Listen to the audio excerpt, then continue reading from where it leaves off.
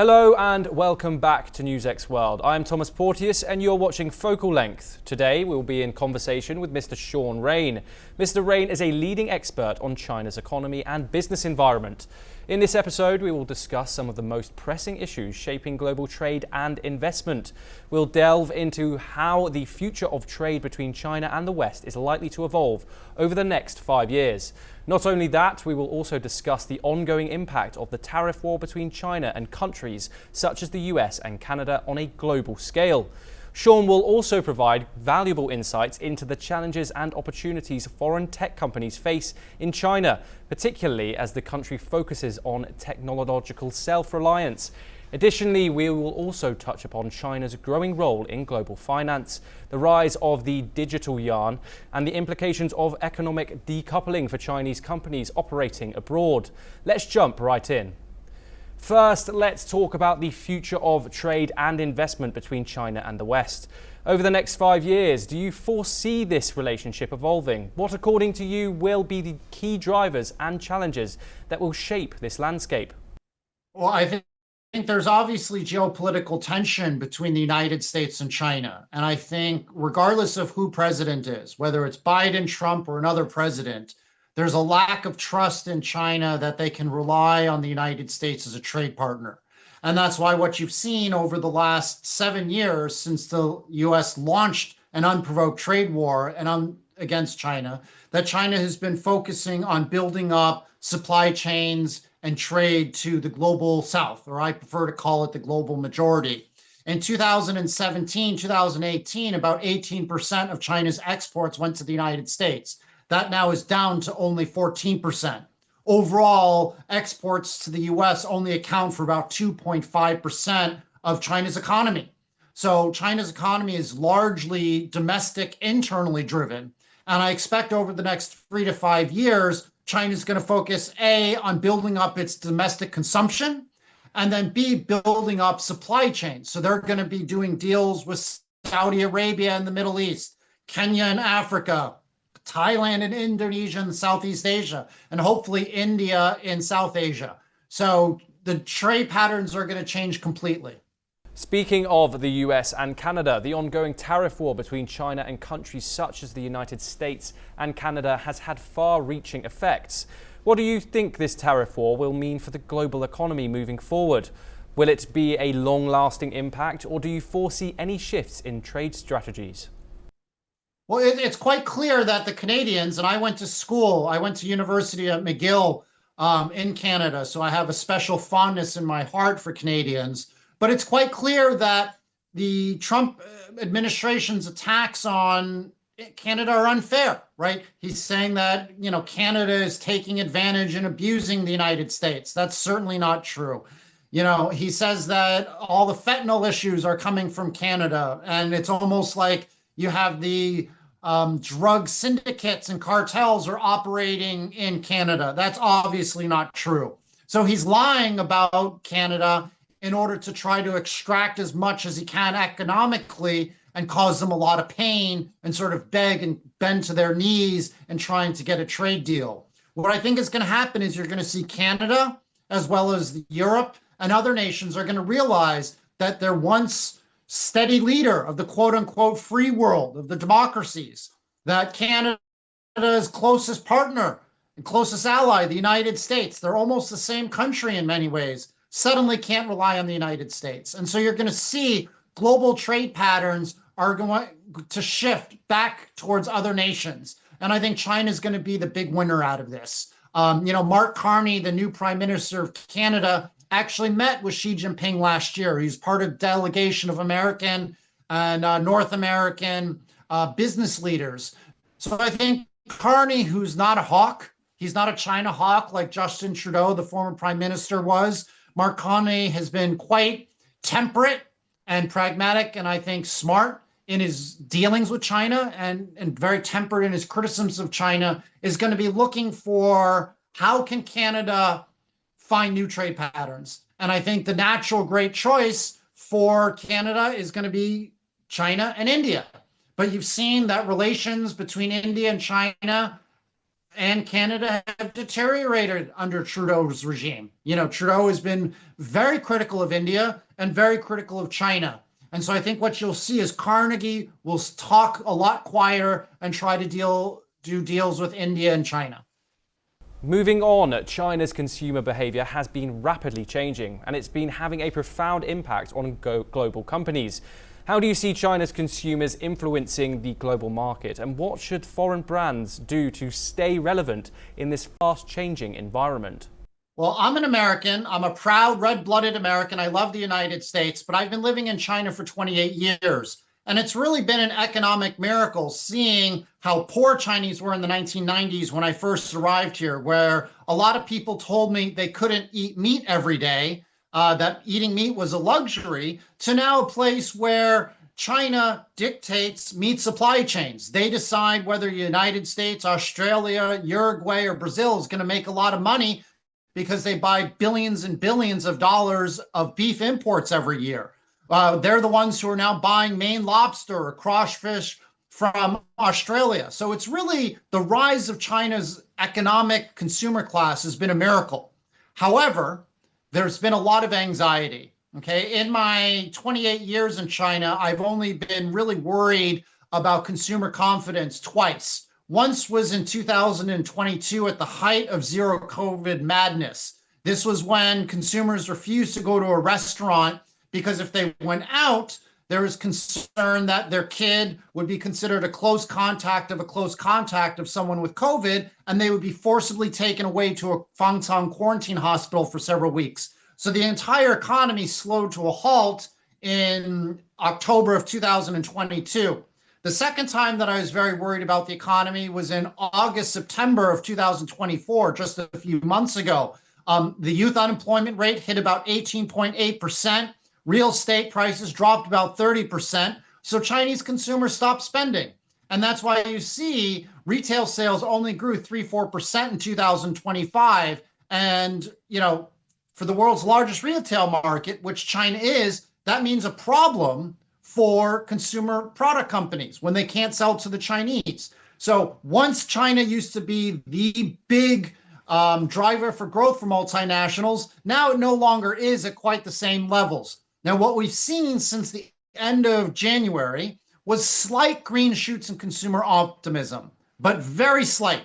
We're seeing because tech companies have risen in the equity markets, like Alibaba has grown about 65%. We're starting to see wealthy Chinese start to spend again. And so China, I argue, is still the next China when it comes to consumerism for two reasons. First, the wealthy Chinese, who account for about 65% of consumption, are starting to get their animal spirits again, starting again in end of January. So they're going to start spending again. So you need to be a brand that creates great value. It's not being high priced. It's not being cheap. It's the name of the game. Selling to wealthy Chinese is value. So companies like On and sports apparel companies considered great value because they're the most expensive sports apparel brand. And so wealthy Chinese, when they want to buy sports apparel, are buying the most expensive but truly well-defined, strong brand position as athletic footwear. So On, Hoka, Lululemon are all doing very well in China, and they're not cheap. They're considered good value. But you also see that middle class, the people who account for about 45% of consumption, they are about 400 million of them. We expect them to double to 800 million over the next 10 years. They are the consumer class that American companies, Indian companies, European companies need to figure out how to sell to over the next decade. They're going to drive economic growth for China. So and the world. So they're looking at buying, say, Luckin Coffee, which is a Chinese domestic coffee maker, rather than buying Starbucks because it's good value. This morning, I actually bought a latte for 9.9 RMB from Luckin, which costs 35.40 RMB at Starbucks. So it's a lot cheaper. It's good value. People are going on domestic Chinese tourist trips to, say, Xinjiang or to Harbin rather than going to the Alps because it's good value. So I think if Western brands or Indian brands want to sell to the Chinese consumer, both the wealthy as well as the robust middle class, they need to have strong brand positions. They have to tell a strong, well-crafted brand story. And importantly, they have to be considered good value. Again, not cheap, but good value. And that's why a Lululemon or a Hoka or an On are selling very well right now. With China placing a stronger emphasis on technological self-reliance and innovation, foreign tech companies are facing new challenges and opportunities. What do you think are the biggest hurdles for foreign tech firms trying to navigate the Chinese market? And where do you see the most promising opportunities? Well, Biden and Trump's sanctions and export tariffs against China has really shot American industry in the foot. So companies like NVIDIA, Intel, Qualcomm, they're no longer able to sell their highest end technology to China. And so what China has done is instead of rolling over, is they focused on indigenous innovation. The Chinese government, working with state-owned enterprises and private entrepreneurs and investors, are investing hundreds of billions of dollars on making China self-sufficient technologically. The name of the game is Chinese companies realize, even if they wanted to buy American technology, they can never trust that America's supply chain is going to be constant. So they have focused on indigenous innovation to the point now that NVIDIA, who one of their biggest clients before was Huawei, is now saying that Huawei is one of their biggest competitors. And ASML, the Dutch semiconductor company, used to also count Huawei as one of their biggest clients. And they're now also saying that Huawei is now one of their biggest competitors. So what's happening is Chinese companies throughout the entire semiconductor supply chain, from chips to fabs to manufacturing to lithograph devices, are all focused on building up a self-sufficient supply chain that relies only on Chinese companies. Now, this is a great, in my mind, opportunity for investors, because not only are you going to be buying companies that sell well into China, but these companies are going to sell well into the global majority. Again, because the United States has weaponized SWIFT and weaponized the technology supply chains, you're going to see a lot of the global majority are going to say, you know what, we don't want to buy American technology again. I'll give two examples. One, Germany. Germany's really scared that the super fighter jets, the F-35s, have a kill switch in the United States, that if Germany isn't listening and heeding what America wants, the American military can turn a switch and all the F-35s in Germany are made useless. Now, that's scary from a military security, national security standpoint. If all of your weapons that you buy from the United States can be rendered obsolete and useless with a kill switch, if you don't listen to what the United States demands and orders you to do. The second example would be Malaysia.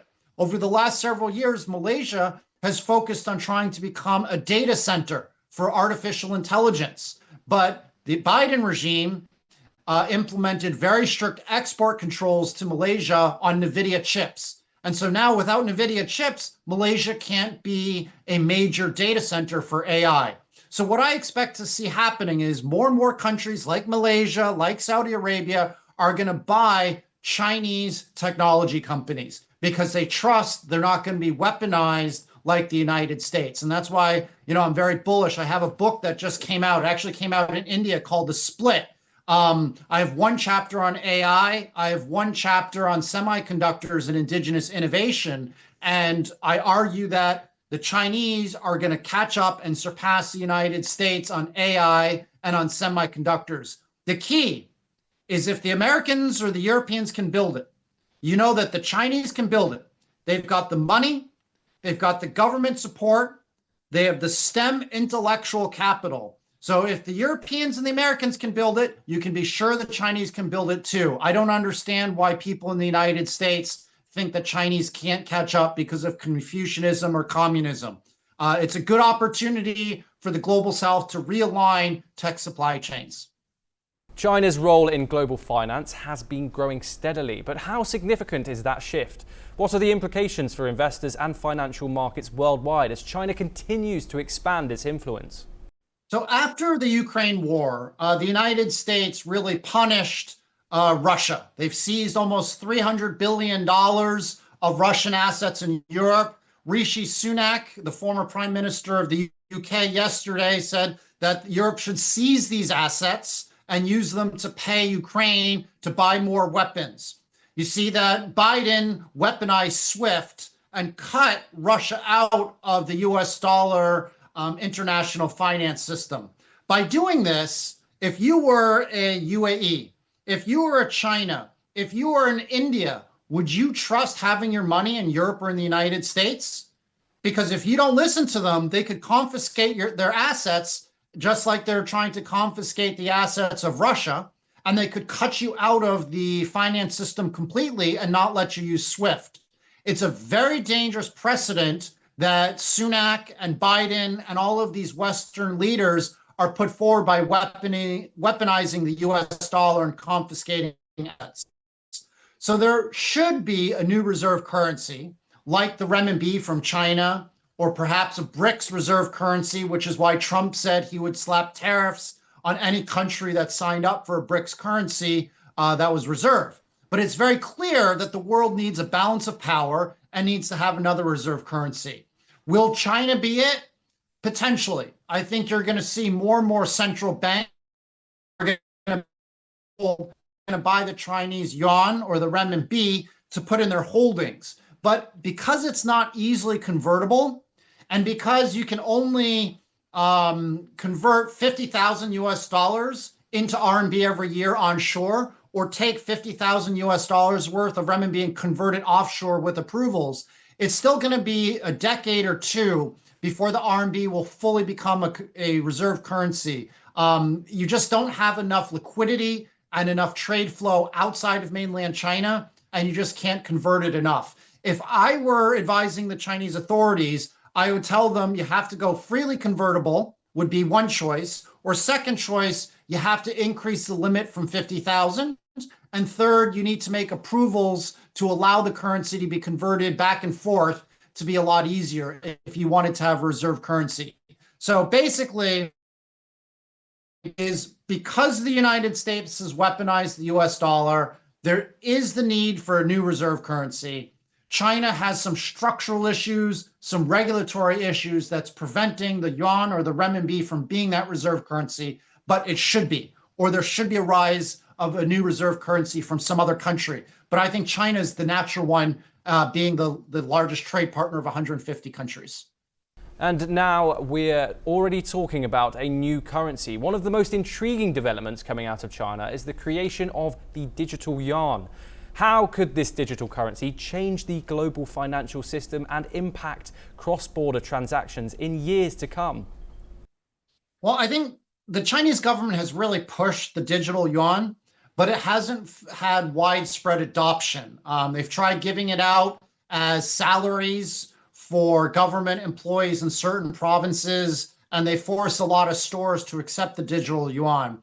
The reason why it hasn't taken the country by storm is we already have two payment systems called Alipay and WeChat Pay that are super convenient. You put your money into a bank account and you link it to your online app, and you can just take a QR code or even your thumbprint or even your face print and pay at stores, pay at tourist areas, buy things online. So it's really convenient to use digital payment systems like WeChat and Alipay, which again are tied to a bank account and just have money taken out that way. That's why the digital yuan, it might grow, but I'm a little skeptical. It's going to take longer than I think the government wants because there are already alternatives that are so super convenient. Now, what's more exciting to me is that China's become a cashless society. Because of the ubiquity of these WeChat Pay, you don't need to carry cash anymore. Most Chinese don't carry cash. All you need is your mobile phone. There aren't that many beggars on the streets in China, but when you do see a beggar, they usually have a QR code, and you can actually give them money by scanning their QR code and spending from WeChat or Alipay. It's really become a cashless society, which I think is good for a country. It helps cut down on corruption. It helps cut down on sort of the underground economy. And it just makes things so convenient from an accounting standpoint. It's really marvelous. I always feel like I'm going back into the dark ages when I go to the United States or Hong Kong and not only have to use bills, but have to use coins. I haven't seen or used a coin in China in years. Finally, there's been a lot of talk about economic decoupling between China and the West, with many Western nations implementing bans or restrictions on Chinese companies. What does this mean for China's businesses? How will they adapt to these new realities? And what does it mean for global trade? Yeah, I think, decoupling, and then it was later termed de-risking, was something that a lot of countries from Mexico to European nations followed. You see Ursula von der Leyen, Jorge Wuttke, both of them from Germany, have said that Germany should de-risk from China. But what's happened since they made these calls for de-risking? Germany hasn't grown in 3 years. They've had a recession 3 years in a row. They're facing a lost decade. So countries that worry too much about national security threats, they let the national security folk, they let the warmongers make decisions, end up impoverishing the countries. There's a fine line between ensuring that your country is strong and safe from a national security standpoint and going so far that you're not able to make money. And that's what's happened to Europe right now. They de-risked or decoupled from China far too much, which is why I think that Europe is going to become a developing region in 10, 20 years. They're going to be an open air museum because nobody wants to do business with them. You can see 20 years ago, Europe as a whole and the United States both had about $18 trillion economies. Now Europe is only 19 trillion, while the United States is at 29 trillion. This has happened because of de-risking from China and a lot of stupid, foolish policy making. Now, though, because of the attacks from the Trump administration, Europe is pivoting back towards China. And I think, frankly, over the last 3 to 4 years, because of Europe's moves, Chinese companies haven't been able to expand into Europe. But I'm getting cautiously optimistic for Chinese to move into Europe and to overcome the de-risking because Europe realizes they now need Chinese money. They cannot rely on the United States as a trade partner anymore. There's questions about whether they can rely on the United States as a national security partner and whether or not Trump is going to leave NATO completely.